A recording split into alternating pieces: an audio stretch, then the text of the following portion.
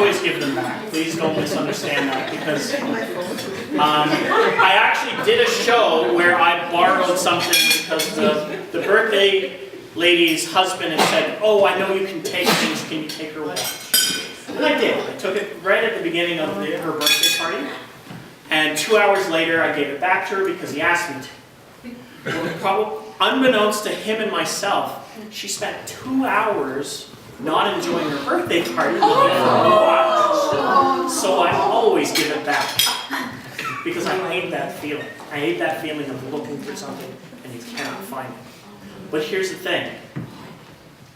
I had borrowed something at a show and they didn't want me to give it back. It was very weird. It was a book. I don't know why he had it in his pocket. It's a very interesting book. We'll find out if we have some horror movie fans in a moment. This is called the Necronomicon. I see we've got that kind of crowd. Okay. No, it is a book of legend that is used in a lot of scary movies and scary stories and all that kind of stuff. And there's even an urban legend around this book. Apparently, if you read it from cover to cover, you will go stark raving mad. As you can see from my bookmark, I'm about halfway through. But when I tried to give this book back to the gentleman I borrowed it from, he said, "No, it's not mine." I said, "Well, sir, I got it from your jacket pocket." He said, no, it's not mine. I don't read those kind of books.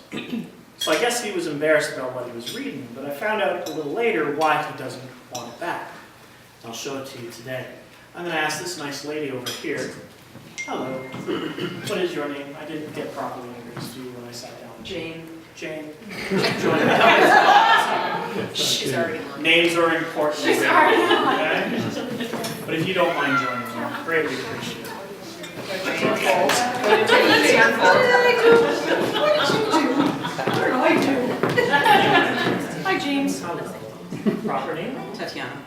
I do appreciate it. I'm going to ask you to hold on to the book for 1 second, but if you could face me for 1 second, hold your right hand open. Like you're going to hold on to the book. Perfect. No. Flat. Perfect. And put this hand on top. This creates a psychic circle.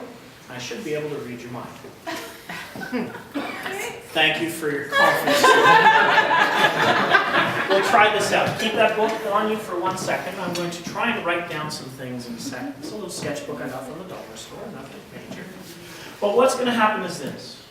I'm going to have you look at one of the words in that book because, quite frankly, I don't need you reading it. I don't want to pay for the psychiatric. Okay? But what's going to happen is this. I'm going to take the book from you. I'm going to offer this for you to hold on to for 1 second. I'm going to flip through the pages. I'm going to ask you to say stop at some point, and then that's where I would like to stop at. That's okay. But I will show you a couple different pages to make sure that it is different on every page. It's not the same thing. It's different on different pages, yes? Yes. Good. That's important. I'm going to flip through the pages. You just say stop. Wow, that was fast. We'll give this a try. I'm going to take the bookmark there. Place it inside. I don't want you reading anything other than the one word at the very top. I do my glasses. Oh dear, do you? I'm good. You got it? I'm good. You good? I'm good. Hold your hand open again. Put the other hand on top. We'll get to it in a moment. Okay. Now I'm going to ask you to think of that word. Don't forget it. Just remember the letters. Okay. Now, you don't have to say it out loud. We'll get you just to spell it, okay? Now, I'm going to ask you to think of one of the letters in the middle of that word. Okay? Now, I'm going to ask you one very simple question. Is it curved or straight lines? Curved. Curved. Not both? Correct. Okay, making sure. So it could be a couple different letters, like an S or U. Okay, we'll give this a try. Now, I'm going to ask, if you don't mind, could you face everyone this way? And I'm going to show this without you seeing, and I'm going to ask you just to say it out loud, and hopefully we've done an okay job. What was the letter you were thinking of? G. Not a bad start.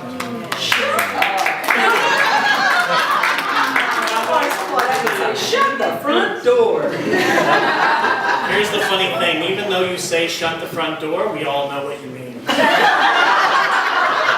And by rules of the Catholic Church, if you thought it, you said it.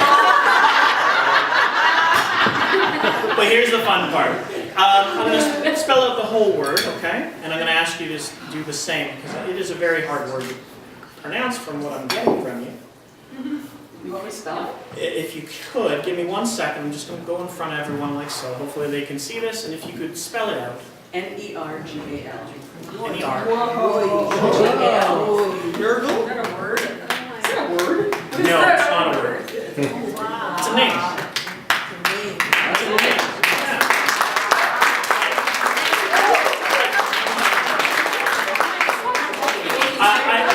I only died down on that part for one reason, and you'll want to stay to see this part before you leave, my dear. Burnett, don't leave yet. Don't leave yet. You'll want to see the finale on this. I know, but give me 30 seconds. Give me 30 seconds. Because I'll be honest with you, everyone here could have done this trick. Everyone. You just have to know where to look. Because no, not the book. I noticed that you have some tattoos. I have some as well. But here's the funny thing: you just have them on your left arm. No. You have some on your right arm. No. That's it. What are the body parts? Why are you lying to me?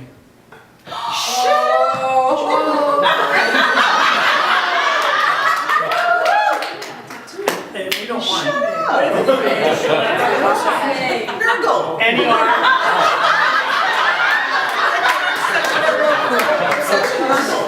I think my next dog. There you go. That's it. Hopefully it leaves a lasting impression with you. But thank you so much for helping me.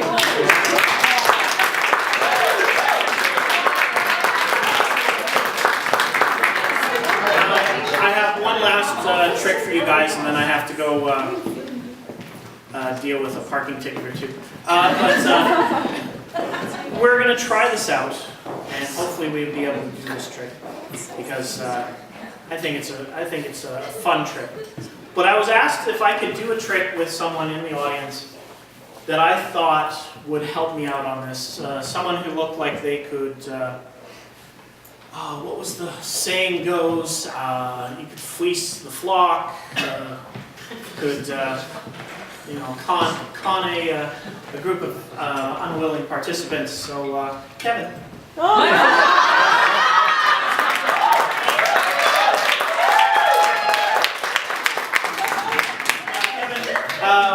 The reason why I chose you is because I feel like you have what's known as griff sense. We're going to say I have no idea what it is. Okay. Now here's the thing.